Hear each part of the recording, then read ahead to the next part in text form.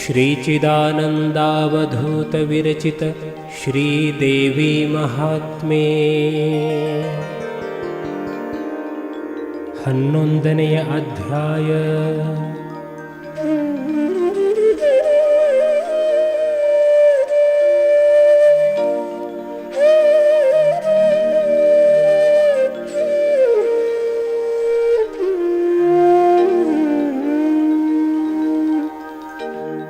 ಪರದೇವತೆಯ ಹೂಂಕಾರದಿಂದ ಧೂಮ್ರಲೋಚನನು ಬೂದಿಯಾದದ್ದು. ಮುಂದಲೆಯ ಹಿಡಿದೆಳೆದು ಒಯ್ಯುವೆನೆಂದು ಬಂದ ಧೂಮ್ರಲೋಚನನಂದು ಪರದೇವತೆಯ ಹೂಂಕಾರದಲ್ಲಿ ಭಸ್ಮಾದ.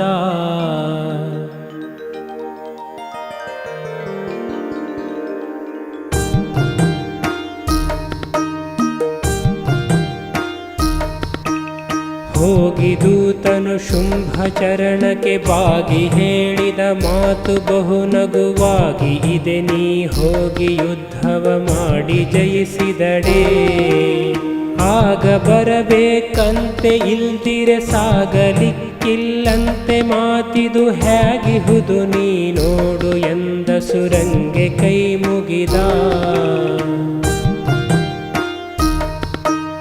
ಹೇಳಿದೆನು ಬಗೆ ಬಗೆಯ ಬುದ್ಧಿಯ ಕೇಳಲು ಮಾತುಗಳ ಗರ್ವವು ಹೇಳುತ್ತಿರಲಿಕ ಸಾಧ್ಯ ಸರ್ವರ ಕೂಡಿಕೊಂಡೆನ್ನ.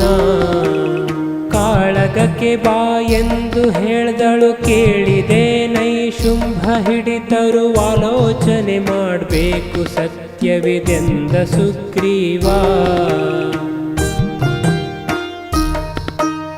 ಕೇಳಿದನು ದೂತ್ವಚನ ಶುಂಭನು ತಾಳಿದನು ಬಹು ಕೋಪ ತಾನೆಯು. ಕಾಳಗಕ್ಕೆ ಬರಬೇಕೆ ಕೇಳ್ದಿರ ಮಾತು ನೀವೆಲ್ಲ. ಏಳು ನೀನೆಲೆ ಧೂಮ್ರಲೋಚನ ತಾಳು ಪೈಣವ ನಿನ್ನ ಬಲ ಸಹ ಬಾಲೆಯನು ಮುಂದಲೆಯ ಹಿಡಿದೆಳಕೊಂಡು ಬಾಯೆಂದ. ಸರ್ವ ದಿವಿಜರ ಗೆಲ್ದು ಲೋಕಕ್ಕೆ ಸರ್ವಕ್ಕೊಬ್ಬನೆಯಾದೆ ಎನ್ನೋಳು ಗರ್ವದಿಂದಲಿ ಕಾದುವೆನು ಎಂದೆಂಬ ಕುತ್ಸಿತವಾ. ಓರ್ವ ಸ್ತ್ರೀಯಳ ನುಡಿಗೆ ಶೌರ್ಯವು ತೋರ್ವದದು ನಗೆಯಾಗಿ ನಮ್ಮದು ಸರ್ವಕೇಶ್ವರ ಶುಂಭ ಮಾತನು ಕಳೆದಳಯ್ಯಂದ.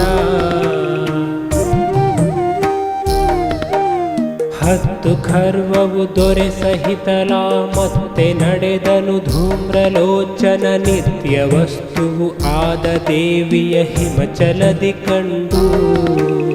ಹತ್ತರಿಳಿದನು ತೇರ ದೇವಿಂಗೊತ್ತಿ ಮಾತಾಡಿದನು ಬಲ ಸಹ ವೆತ್ತಿ ಬಂದೆನು ಧೂಮ್ರಲೋಚನ ನಾನು ಕೇಳೆಂದ. ಬಂದರೊಳ್ಳಿತು ಬಾರದಿರ್ದಡೆ ಮುಂದಲೆಯ ಹಿಡಿದೆಳೆದು ತರ ಹೋಗೆಂದು ಆಜ್ಞೆಯದಾಯ್ತು ಶುಂಭನದೆನಲು ಪರದೇವಿ. ಅಂದು ಹೂಂಕರ ಮಾಡೆ ಭಸ್ಮವು ಅಂದು ಆದನು ಧೂಮ್ರಲೋಚನ. ಇಂದು ಏನ್ ಹೇಳುವೆನು ಆ ಪರಬ್ರಹ್ಮದುಗ್ರವನು. ಸುಡಲು ಧೂಮ್ರಾಕ್ಷನ ಬಹುಬಲ ಕಿಡಿ ಇಡುತ್ತ ಮುತ್ತಿದುದು ದೇವಿಯ ಕಡಿ. ಇವಳ ಹೊಡೆಯನುತ ದಿಶೆಯಂಟರಲ ಸುರಸೇನೆ. ಬಿಡಲಿ ಬೇಡಿರಿ ಇವಳನು ಹಿಡಿದು ಶುಂಭನ ಬಳಿಗೆ ಒಯ್ದಡೆ ಮಡುಹಲಾತನು ಉಳುಹಲೆಂದೊದರಿತ್ತು ಭಟನಿಕರ. ಅಹುದು ಯುಕ್ತಿದೆನು ತರಣದ ಸಹಸಿಗರು ಬೀಸಿದರು ಬಲೆಗಳ ವಿಹಿತವಿದು ಎಂದೆನುತ ಹರಿಬಲೆಗಳನ್ನು ಹಾಸಿದರು.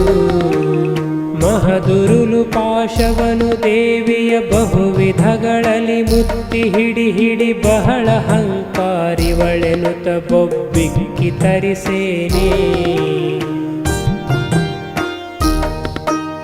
ಏರಿಸಿದಳೈ ದೇವಿ ಧನುವನು ಕಾರಿಸಿದಳ ಸುವುಗಳ ದೈತ್ಯರ ತೂರಿದಳು ಕೂರ್ಗಣೆಯ ಗಾಳಿಯಲುರುಳುವಂದದಲ್ಲಿ ಹಾರಿದವು ತಲೆ ಕುದುರೆ ಗಜಗಳ ಸೋರಿಡುವ ರಕ್ತದಲ್ಲಿ ದಿನಪನ ಚಾರು ಕಿರಣವ ದಡಗಿ ಕತ್ತಲೆ ಕವಿದುದದು ಎಂದ ಘಟ್ಟಿಗಳು ಇವಳೀಗ ಇವಳನು ಕಟ್ಟುವುದು ಕೆಣಕಿದಡೆ ಬಲವನು ಹಿಟ್ಟು ಮಾಡುತ್ತಲಿಹಳು ಬಿಡಿರಾ ಯೋಚನೆಯ ನೆನುತಾ ಕಟ್ಟಿ ಹಾಕಿರಿ ಇವಳನೆಂದೆನು ತಿಟ್ಟಣಸಿ ಮಹಾಬಲವು ಕಡುಬೊಬ್ಬಿಟ್ಟು ಕವಿದುದು ಕಾಳರಾತ್ರೆಂದದಲ್ಲಿ ಕೇಳೆಂದ ಸುರಿದರಂಬನ ಮೇಲೆ ಶಸ್ತ್ರದ ಸುರಿಮಳೆಯನದ ನೇನ ನೆಂಬೆನು ಶರವು ಶೂಲವು ಮುಸಲ ಖಡ್ಗಮು ಸುಂಡಿ ಭಲ್ಲೆಯವ ಪರಶು ಕಕ್ಕಡೆ ಕುಂತ ಶಲ್ಯವು ಸುರಗಿ ಮುದ್ಗರ ಪಿಂಡಿವಾಳವು ಪರಿಘಡೊಂಕಣೆ ಚಕ್ರ ಗದೆಗಳಲಂತು ಕೇಳೆಂದ ಕಡಿದಳಾಕ್ಷಣ ಸರ್ವಶಸ್ತ್ರವ ಬಿಡಿದೆಲೆಚ್ಚಳು ಮುಟ್ಟಲೀಸುವ ದಿಡಗ ದೈತ್ಯರ ಹೆಟ್ಟಿದಳು ಕುಟ್ಟಿದಳು ಖಡ್ಗದಲ್ಲಿ ಹೊಡಮರಳಿದರು ಹರಿಗೆ ಕಾರರು ಕೆಡದ ವಶ್ವವು ಉರುಳಿದವು ಗಜ ಪುಡಿ ಪುಡಿಯ ಮಾಡಿದಳು ಧೂಮ್ರಾಕ್ಷನ ಮಹಾಬಲವ ಎದ್ದುದಾಗಳೆ ಸಿಂಹದೇವಿಯ ಯುದ್ಧ ಕಾಣುತ್ತ ನಿಮ್ಮನೆಯು ನಿಮಿರೆದ್ದು ಕೊಡಹಿಯೆ ಮೈಯನ ಕಳಿಸುತ್ತ ಕಟವಾಯ ಗದ್ದಲಿಸಿ ಕಡಿಯುತ್ತ ಹಾರಿತು ಗದ್ದಣಿಗೆ ಒರಗಿದರು ಅಸುರರು ರದ್ದು ಏನ್ ಹೇಳುವೆನು ಪರಮೇಶ್ವರಿಯ ವಾಹನದ ಹೊಡೆದುದದು ಕರದಿಂದ ಪಾದದಲೊಡನೆ ಬಡಿದುದು ಜಿಗಿದುದದು ತಲೆಗಡರಿ ಕಡಿದುದು ಚೀರಿದುದು ಸೀಳಿದುದು ನಖಗಳಲ್ಲಿ ಮಡಗು ಮಡಗಿನ ರಕ್ತ ಕರುಳಿನ ದಿಡಗು ಮಜ್ಜೆಯು ಮಾಂಸ ಮಿದುಳದೆ ಎಡೆ ಬಿಡದಲೆಸೆದಿತ್ತು ಆರಣ ಭೂಮಿ ಸಂಭ್ರಮವು ಜೋಲುತಿಹ ಕಟವಾಯ ಮಾಂಸದ ಕಾಲಿಗೆಯು ಸುತ್ತೆಳೆವ ಕರುಳ್ಗಳ ಹೇಳಲೇನ್ ಮೈಯೆಲ್ಲ ರಕ್ತದ ಬಿಂದುವಿನ ಮಯದ ಜ್ವಾಲೆ ಕಂಗಳ ಬಡಿವ ಬಾಲದ ಘೀಳಿಡುವ ಗರ್ಜನೆಯ ಸಿಂಹವು ಕಾಲ ಮೃತ್ಯುವಿನಂತೆ ತಿರುಗುತ್ತಲಿತ್ತು ಕೇಳೆಂದ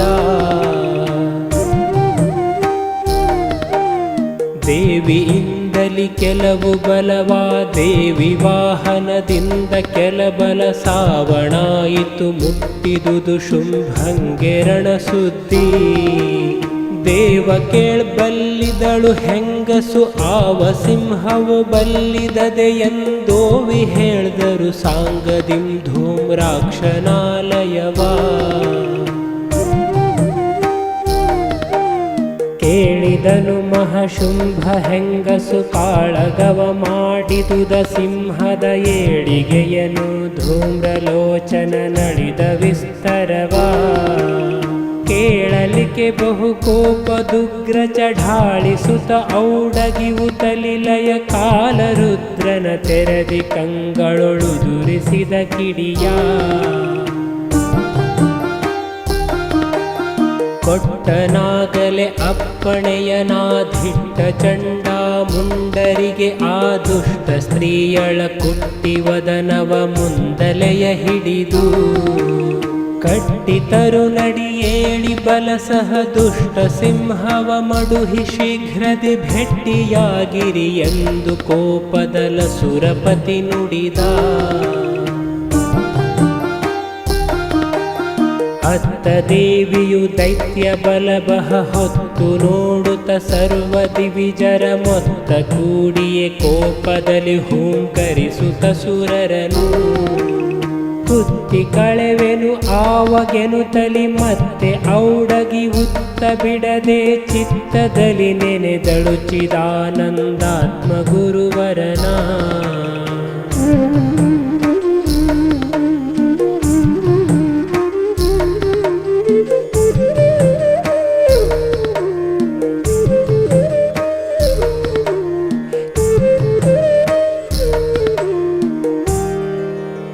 इति श्रीमत्परमहंसपरिव्राजकाचार्य श्रीचिदानन्दगुरुवर्य चरणपद्मद्विरेफ श्रीचिदानन्दावधूतविरचित पार्वतीमाहात्म्योळ್ धूम्रलोचनवधो नाम 11ोऽध्यायः सम्पूर्णम्.